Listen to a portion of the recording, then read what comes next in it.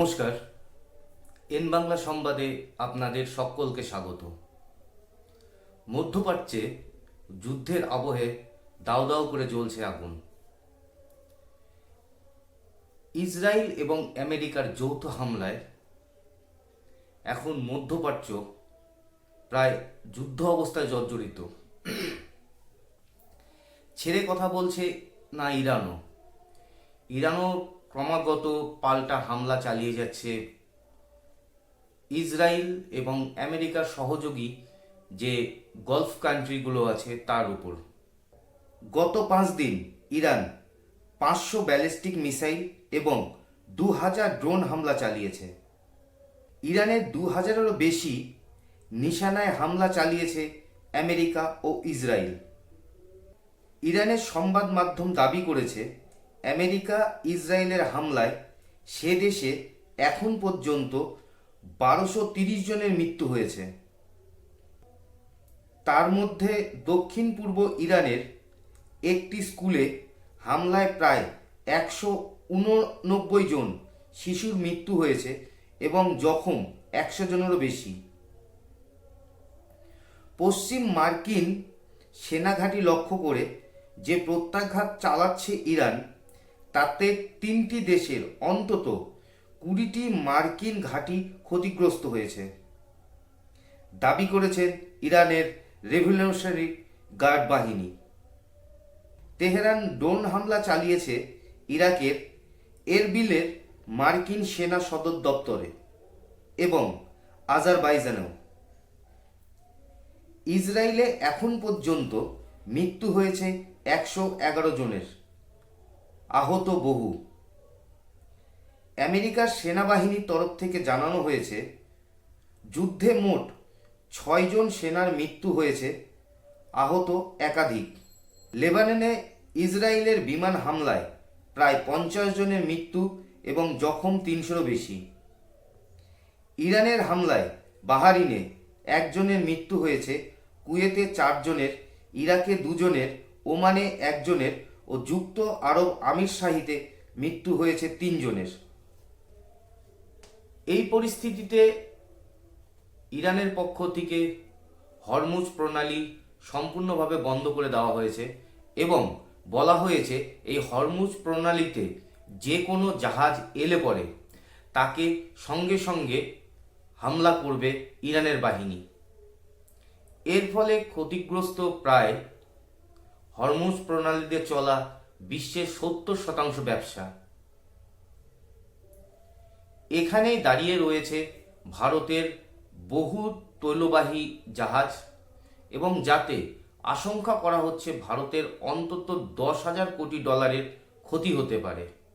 ঠিক সেই মুহূর্তে আমেরিকার পক্ষ থেকে দাবি করা হয় রাশিয়া থেকে ভারতে তেল আমদানি করার সময়সীমা আমেরিকার পক্ষ থেকে 30 দিন আরও বৃদ্ধি করা হলো, যাতে কিছুটা হলেও স্বস্তির নিঃশ্বাস পড়ছে ভারতবাসীদের বুকে। কারণ এই যুদ্ধ আবহাওয়া পরিস্থিতিতে সাময়িকভাবেই দেশের তৈল ভাণ্ডারে নাজাই পড়ার কথা এবং কয়েকদিন আগেই কেন্দ্র সরকার জানিয়ে দিয়েছে যে ভারতের ভাণ্ডারে 25 দিনের পরিশোধিত তেল ও অপরিশোধিত তেল মজুত রয়েছে। অর্থাৎ আপাতত আমাদের কাছে 25 দিনের তেল রয়েছে এবং যেহেতু আমেরিকা থেকে প্রায় 30 দিনের রাশিয়া থেকে তেল কেনার একটি ছাড়পত্র ঘোষণা করা হয়েছে আমেরিকার বিদেশ দপ্তরের পক্ষ থেকে। এটার পেছনে হয়তো কারণ আমেরিকা ঠিক উপলব্ধি করতে পেরেছে যেহেতু হরমুজ প্রণালী সম্পূর্ণরূপে বন্ধ করে দেওয়া হয়েছে এবং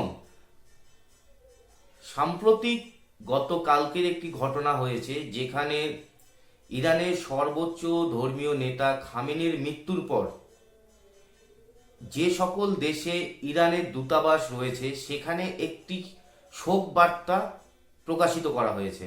ভারতের পক্ষ থেকে সরাসরি জানানো হয়েছে যে তাদের ধর্মীয় নেতা খামেনির মৃত্যুতে ভারত চরমভাবে মর্মাহত এবং তার এই হত্যাকে সাপোর্ট করে না ভারত। হঠাৎ করে যে ইসরায়েল, আমেরিকা এবং ইরানের যুদ্ধে ভারত প্রায় নিঃশব্দ ছিল। ভারত এই বিষয় নিয়ে সম্পূর্ণ নিউট্রালভাবে চলছিল। হঠাৎ কেন ভারত ইরানের দূতাবাসে গিয়ে তাদের সেই শোক বার্তাকে সমর্থন জানালো?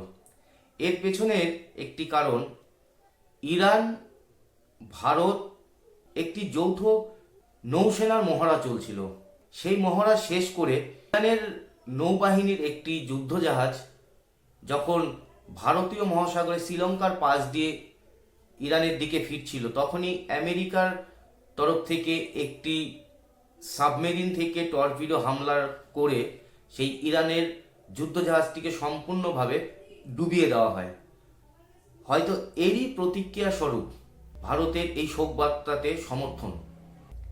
এর মধ্যে একটি খবর এসছে, রয়টার্স সূত্রের খবর, ভারতীয় জলসীমার কাছে রাশিয়ার প্রায় 95 লক্ষ ব্যারেল তেল রয়েছে।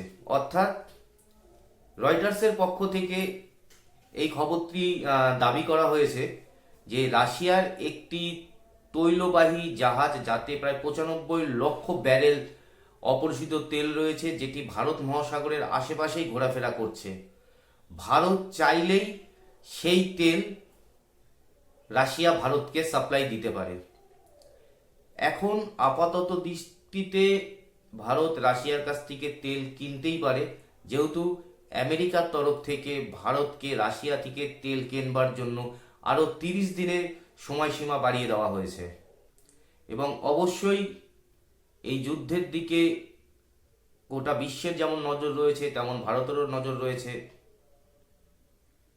আপাতত দৃষ্টিতে যা দেখা যাচ্ছে, এই যুদ্ধকে কিছু পশ্চিমা দেশগুলি যারা সমর্থন করছিল না, তারাও এখন ধীরে ধীরে সমর্থনের দিকে এগিয়ে আসছে। যেমন ব্রিটেন, ফ্রান্স, কানাডা, অস্ট্রেলিয়া, এরাও এখন ধীরে ধীরে এই যুদ্ধের সাপোর্টে চলে এসছে। এখন মূল বিষয় একটা জিনিসই দেখবার, যে ভারত এতদিন পর্যন্ত এই যুদ্ধকে নিয়ে নিরপেক্ষ ছিল, এবং আমরা আশা করব যাতে এখানে ভারত এই নিরপেক্ষ স্ট্যান্ডই অবলম্বন করে থাকে। এই বিষয়টা নিয়ে আপনাদের কি মতামত অবশ্যই কমেন্ট বক্সে লিখে জানাবেন। আর ভিডিওটি যদি ভালো লেগে থাকে তাহলে অবশ্যই চ্যানেলটিকে সাবস্ক্রাইব করবেন। আজকের মতন প্রতিবেদনটি এখানেই সমাপ্ত হচ্ছে। সকলে ভালো থাকুন, সুস্থ থাকুন।